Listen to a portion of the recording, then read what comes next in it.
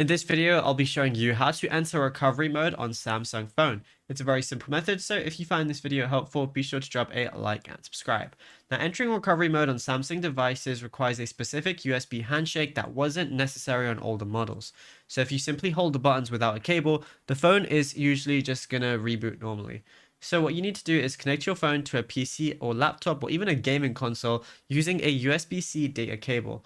Once you go ahead and do that, power off your phone completely and wait until the charging percentage icon appears on the screen, then disappears, ensuring the device is 100% shut down.